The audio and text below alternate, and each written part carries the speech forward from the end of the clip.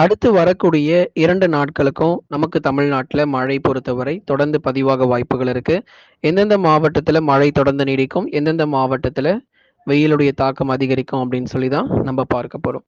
இதுவரைக்கும் நெறைய மாவட்டத்துல பலத்த மழை பதிவாகியிருக்கு. ஒரு பக்கம் விருதுநகர் மாவட்டத்துல 7 சென்டிமீட்டர் மழை வரை வந்திருக்கு. அதுக்கப்புறமா நம்ம திருநெல்வேலி மாவட்டம், தூத்துக்குடி, ராமநாதபுரம், மதுரை, திண்டுக்கல்லிலும் பரவலாக 2 சென்டிமீட்டர்லேருந்து 5 சென்டிமீட்டர் மழை வரைக்கும் பதிவாகியிருக்கு.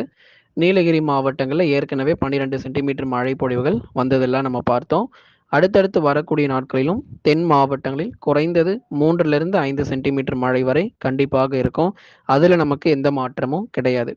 ஆகவே நமக்கு அடுத்து வரக்கூடிய 2 முதல் 3 நாட்களுக்கு நீலகிரி, கோயம்புத்தூர், தேனி, தென்காசி, கன்னியாகுமரி, விருதுநகர், மதுரை, திண்டுக்கல், சிவகங்கை, ராமநாதபுரம், தூத்துக்குடி மற்றும் திருநெல்வேலி உள்ளிட்ட மாவட்டத்தில் அடுத்து வரக்கூடிய 2 முதல் 3 நாட்களுக்கு தொடர்ச்சியாக மழை பொழிவிற்கு. இந்த பகுதிகளுக்கு எந்த மாற்றமும் இல்ல. அதே போலவே விட்டு விட்டு மாலை நேரங்களிலோ இல்லது இரவு நேரத்திலும் கண்டிப்பாக இந்த மழையினுடைய தீவிரம் பொறுத்த வரைக்கும் கண்டிப்பாக இருக்கும். காலை மற்றும் பகல் நேரங்களில் வானம் ஓரளவு மேகமூட்டமாகவும், மாலை மற்றும் இரவு நேரங்களில் மட்டுமே இந்த தீவிரமான மழையானது பதிவாகும். இப்போ நமக்கு டெல்டா மாவட்டத்திலும் சில இடங்கள்ல மழை பெய்ய தொடங்கியிருக்கு. தஞ்சை, நாகை, திருவாரூர், அரியலூர், பெரம்பலூர் உள்ளிட்ட மாவட்டங்களிலும் பரவலாக 1 சென்டிமீட்டர்லேருந்து 3 சென்டிமீட்டர் மழை வரைக்கும் பரவலாக பெய்ய தொடங்கியிருக்கு. இதில் அதிகபட்சமாக கடந்த 24 மணி நேரத்தில் தஞ்சாவூர் மாவட்டத்தில் 6 சென்டிமீட்டர் மழையாக நம்ம பார்த்தோம். அடுத்தடுத்து வரக்கூடிய நேரங்கள் மற்றும் நாட்களிலும் இதே போலவே தொடர்ந்து மழை பொழிவு அப்படிங்கிறது கண்டிப்பாக உண்டு. பெரும்பாலான மாவட்டங்களில் மழை பெய்யாத பகுதிகளுக்கும் பரவலான மழை பொழிவுகள் அடுத்து வரக்கூடிய 2 நாட்களுக்கு உறுதியாக இருக்கும். ஆனால் நமக்கு வட தமிழ்நாட்டில் மழை குறைவு தான். சென்னை, திருவள்ளூர், காஞ்சிபுரம், செங்கல்பட்டு, விழுப்புரம், கடலூர், புதுச்சேரி மற்றும் காரைக்காலில் மழை ரொம்ப ரொம்ப குறைவு.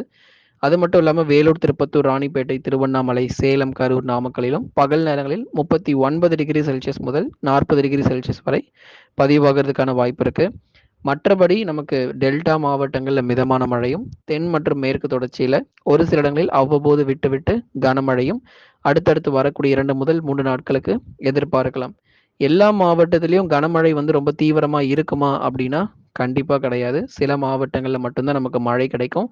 தென்மேற்கு பருவமழை பொறுத்தவரை இன்னும் அடுத்து வரக்கூடிய சில நாட்களுக்கு பிறகு தொடங்க வாய்ப்புகள் இருக்கு. இந்த மே மாதத்திலேயே நமக்கு இந்த தென்மேற்கு பருவமழை தொடங்கிரும். அதற்கு பிறகு வரக்கூடிய ஜூன், ஜூலை மற்றும் ஆகஸ்டிலும் மிக மிக தீவிரமான மழை பொழிவுகளை தமிழ்நாட்டில் எதிர்பார்க்கலாம். வெயிலுடைய தாக்கத்தை காட்டிலும் மழை பொழிவுகள் இந்த தென்மேற்கு பருவமழையில ரொம்பவே அதிகமாக இருக்கு. பல இடங்களிலும் கனமுதல் மிக கனமழையும் கண்டிப்பாக உண்டு. அதனால எல்லா இடங்களுக்குமே நம்ம ரெட் அலர்ட்லாம் கொடுப்பாங்களான்னு கேட்டிருந்தீங்க. நிச்சயமாக வாய்ப்புகள் பருவமழை தொடங்கிய பிறகு படிப்படியாக மழை தீவிரமாகும் போது ரெட் அலர்ட், மிக கனமழை மற்றும் அதி கனமழை எல்லாமே மேற்கு தொடர்ச்சியில எதிர்பார்க்க முடியும்.